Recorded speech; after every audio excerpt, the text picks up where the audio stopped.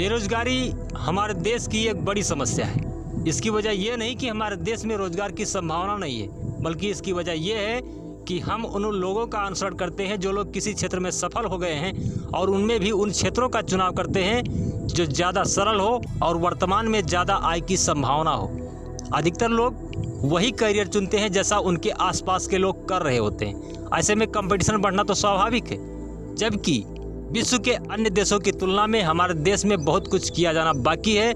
बहुत से क्षेत्र ऐसे हैं जिनमें करियर बनाना आसान है और वहाँ कंपटीशन भी कम है, लेकिन या तो हमारे देश के युवाओं को पर्याप्त जानकारी नहीं है या वह नए रास्ते पर चलने से डरते हैं, क्योंकि ज़्यादातर लोग स्वयं के विवेक का इस्तेमाल नहीं करते हैं, इसलिए वही करने की कोशिश करते हैं जैसा दूसरे लोग कर रहे होते हैं। रास्ते सिर्फ वही नहीं होते जिन पर लोग चलते हैं, रास्ते वो भी बन जाते हैं जिन्हें आप स्वयं बनाते हैं।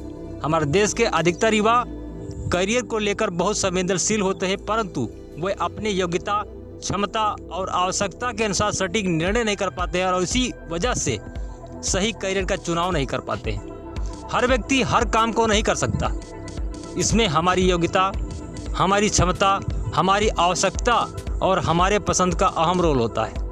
यदि आपके रास्ते की दिशा सही नहीं है तो आपको आपकी मंजिल नहीं मिल सकती।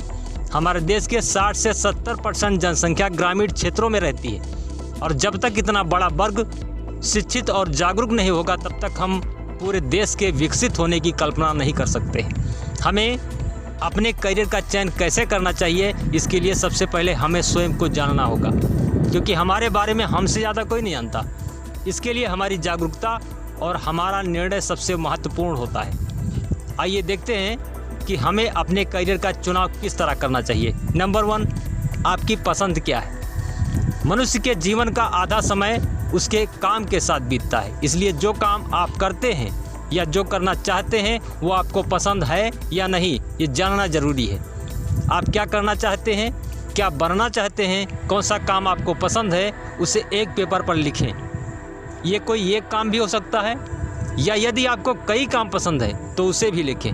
और लिखना इसलिए ज़रूरी है क्योंकि हमारे दिमाग में हज़ारों विचार हमेशा चलते रहते हैं। यदि आप लिखेंगे नहीं तो आप उस पर सही विश्लेषण नहीं कर पाएंगे। नंबर 2, आपका व्यक्तित्व कैसा है, आपकी पर्सनालिटी कैसी है। आपके पर्सनालिटी के हिसाब से, कि आपके स्वभाव के हिसाब से आपका करियर मैच होना चाहिए। सर रॉबर्ट कियोसाकी के अनुसार दुनिया में 4 तरह के लोग होते हैं। पहले एम्प्लॉई, ऐसे लोग जो नौकरी करना पसंद करते हैं, चाहे प्राइवेट सेक्टर हो या सरकारी नौकरी हो। ऐसे लोग करियर की सुरक्षा के प्रति ज़्यादा जागरूक होते हैं। दूसरे सेल्फ एम्प्लॉई, ऐसे लोग जो नौकरी करना पसंद नहीं करते, भले ही छोटा व्यापार करते हैं, लेकिन जो करते हैं स्वयं करते हैं, क्योंकि किसी के आदेश में बंधना इनके स्वभाव में नहीं होता।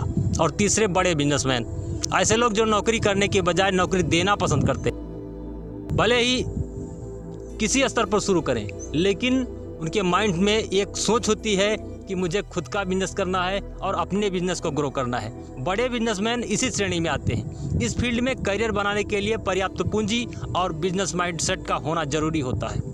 और चौथे, इन्वेस्टर, ऐसे लोग पैसे से पैसा कमाते हैं। दुनिया के सबसे अमीर व्यक्ति इसी श्रेणी में आते हैं, ये लोग निवेशक होते हैं।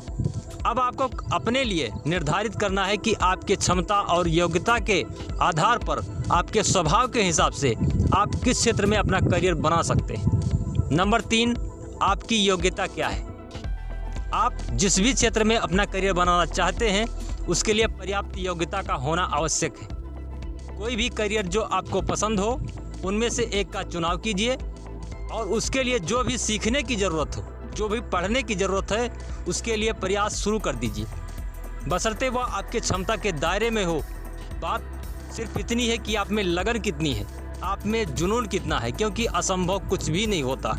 सिर्फ दृढ़ इच्छा शक्ति और निरंतर लगे रहने की लगन होनी चाहिए।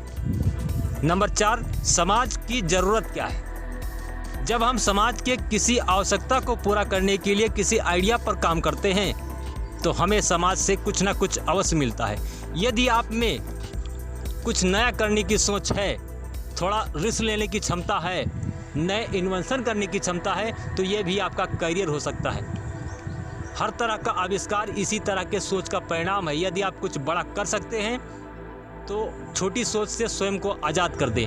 ऐसा काम पैसे के साथ नाम भी देता है। आप समाज की भीड़ का हिस्सा हैं या समाज के समस्या का समाधान करने लायक हैं, ये प्रश्न हर व्यक्ति को अपने आप से अवश्य पूछना चाहिए।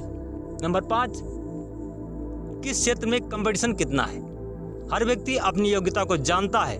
आप जिस भी काम को अपना करियर बनाना चाहते हैं उसमें कितना कंपटीशन है, इसका विश्लेषण आप स्वयं करें।